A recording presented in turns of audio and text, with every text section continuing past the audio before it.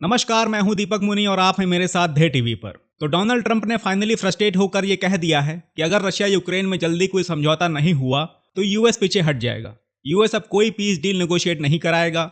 लड़ो मरो जो करो मेरी बला से। दरअसल हुआ ये कि डोनाल्ड ट्रंप ने इलेक्शन के टाइम ये कहा था कि मेरे प्रेसिडेंट बनते ही 24 घंटे के अंदर मैं रशिया यूक्रेन वॉर बंद करा दूंगा, जिसके लिए इनके प्रेसिडेंट पद के शपथ लेने से पहले ही इनकी टीम रशिया यूक्रेन के बीच पीस कराने के लिए काम करने लगी थी, ताकि ट्रंप जब प्रेसिडेंट बने तो एज प्रोमिस्ड 24 आवर्स के अंदर रशिया यूक्रेन के बीच पीस डील हो जाए।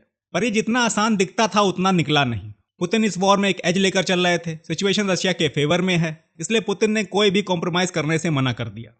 उधर यूक्रेन के प्रेसिडेंट जेलेंस्की का एक अलग ही कॉन्फिडेंस है। ये आदमी फियरलेस है, ये तो मानना पड़ेगा। 3 साल से डटा हुआ है माइटी रशियन पावर के आगे। भले ही खुद के पास रिसोर्सेस नहीं है, पर फिर भी यूएस और नेटो के भरोसे ये बंदा पुतिन से सीधा लोहा ले रहा है। इसलिए किसी तरह के कॉम्प्रोमाइज के लिए जेलेंस्की भी तैयार नहीं है।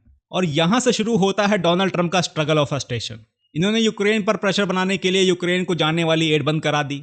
यूक्रेन को मजबूर किया कि वो यूएस के साथ एक फाइनेंशियल समझौता करे कि अगर यूएस से कुछ चाहिए तो उसके लिए इनको पे करना होगा, फ्री कुछ भी नहीं मिलेगा। प्रपोजल में रखा कि यूक्रेन अपने यहाँ के रेयर अर्थ मिनरल्स की डील यूएस से मिलिट्री सपोर्ट के बदले में कर सकता है। यूक्रेन राजी तो हुआ, पर इस अदला बदली का पैमाना क्या होगा इस पर आज तक सहमति नहीं बन पाई। देखिए, यूक्रेन को ये वॉर लड़नी है और उसके लिए इनको रिसोर्सेस चाहिए। जेलेंस्की ने पिछले हफ्ते ये तक कहा कि उनको यूएस से patriot air missile defence system की जरूरत है और जिसके लिए यूक्रेन पे करने को भी तैयार है। तो मेरे ख्याल से यहाँ पर डोनाल्ड ट्रंप का किसी तरह का कोई प्रेशर यूक्रेन पे बनता दिख नहीं रहा। अच्छा, रशिया पे प्रेशर बनाने के लिए ट्रंप के पास कुछ है ही नहीं सिवाय सैंक्शंस लगाने के, और सैंक्शंस का पुतिन परवाह नहीं करते। इसलिए पुतिन से डोनाल्ड ट्रंप ने सीधे बातचीत की। ट्रंप के special envoy Steve Witkoff Russia जाकर पुतिन से मिले। फाइनली पुतिन बातचीत के लिए रेडी तो हुए, पर उसके लिए कुछ शर्तें रख दी। कहा कि रशिया पिछले 3 साल में कब्जाए हुए यूक्रेन की जमीन का कोई भी हिस्सा वापस नहीं करेगा। इन रीजन्स में आते हैं यूक्रेन के Donetsk region, Luhansk region, Zaporizhzhia region और खेरसोन रीजन। इसके अलावा 2014 में रशिया ने क्रीमिया कब्जाया था, वो भी इसमें अंडरस्टूड है। तो कुल मिलाकर यूक्रेन का 20% से ज्यादा का हिस्सा रशिया अपने कंट्रोल में रखना चाहता है। इसके अलावा रशिया यूक्रेन में किसी तरह की यूरोपियन फोर्सेस को बर्दाश्त नहीं करेगा। जेलेंस्की को नेटो ज्वाइन करने का अपना मुगेरी लाल का हसीन सपना भी छोड़ना होगा। पुतिन का स्टैंड क्लियर है। पुतिन बातचीत के लिए तो तैयार हैं, पर इन सभी शर्तों के साथ। अब ये पुतिन की कुछ ऐसी शर्तें हैं जिनको जेलेंस्की क्या यूरोप भी एक्सेप्ट नहीं करना चाहता। आप कहेंगे इसमें यूरोप को क्या समस्या है? तो यूरोप को समस्या है, और इनकी समस्या जेलेंस्की की समस्या से बड़ी है। मैं आपको समझाता हूं कैसे। देखिए, यूक्रेन रशिया के लिए एक एक्सपेरिमेंट था, जिसमें पुतिन अपने सोवियत संघ को दोबारा स्थापित करने के सपने को पूरा होने की पॉसिबिलिटीज को टेस्ट कर रहे हैं। यूरोप जानता है कि यूक्रेन यूरोप का फर्स्ट लाइन ऑफ डिफेंस है। यूक्रेन गिरा तो अगला नंबर किसी भी यूरोपियन कंट्री का हो सकता है, और अब तो चर्चाएं ये भी होने लगी हैं कि यूक्रेन के बाद अगला नंबर पोलैंड का है। यूरोप जानता है कि अगर रशिया की शर्तें मान ली गई तो रशिया ऐसे ही अटैक करता रहेगा और फिर समझौता करके कब्जाई हुई जमीन लेता रहेगा। इसलिए अब जब अमेरिका अपने पैर पीछे खींच रहा है तो यूरोप यूक्रेन की जंग में खुलकर सामने आ चुका है। यूक्रेन की ये जंग अब अकेले यूक्रेन की नहीं रही, ये पूरे यूरोप की जंग हो चुकी है।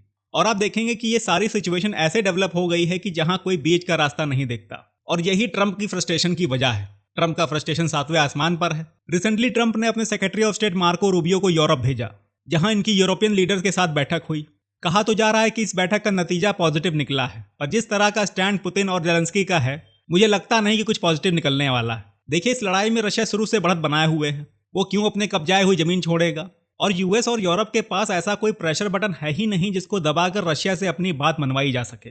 उधर जेलेंस्की शुरू से दीवाना है, पहले यूएस का भरोसे और अब यूरोप के भरोसे इस वॉर को कंटिन्यू रखना चाहता है। जेलेंस्की का मानना है कि रशियन द्वारा कब्जाई हुई जमीन एक दिन वो वापस ले लेंगे। यह हसीन सपना जेलेंस्की रोज देखते हैं, पर मुझे लगता है कि अगर ये वॉर ऐसे ही कंटिन्यू रहा तो यूक्रेन अपने कई और हिस्से रशिया को हार जाएगा, स्पेशली सुमी रीजन को। सुमी रीजन नॉर्दर्न फ्लैंक का वो हिस्सा है जहां से पिछले साल यूक्रेन की फोर्सेस ने सेकंड फ्रंट खोलते हुए रशियन टेरिटरी कुर्स्क पर हमला कर दिया था।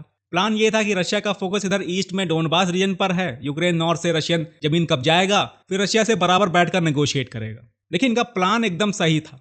रशिया का नॉर्दर्न रीजन वाकई में कमजोर था। इनकी स्ट्रॉन्गर मिलिट्री ईस्ट में डोनबास में लड़ रही थी, पर फिर भी यूक्रेन का यह प्लान सक्सेस नहीं हो पाया। रशिया ने अपने मित्र नॉर्थ कोरिया के किम जोंग उन की सेना ले ली और कुर्स्क में यूक्रेन की सेना से लड़ा दिया। आज की डेट में स्टेटस यह है कि रशियन फोर्सेस यूक्रेन को खदेड़ते हुए रशिया से यूक्रेन के सुमी रीजन में घुस चुकी हैं और धीरे धीरे आगे बढ़ रही है।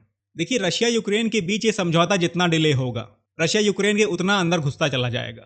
आज जेलेंस्की के पास भले मौका है कि 20% जमीन गवाकर ये समझौता कर लें। हो सकता है अगर 2-3 साल ये वॉर और चला गया तो ये 20 का 50 हो जाएगा। तो भाई साहब, फंस गया है पूरा मामला।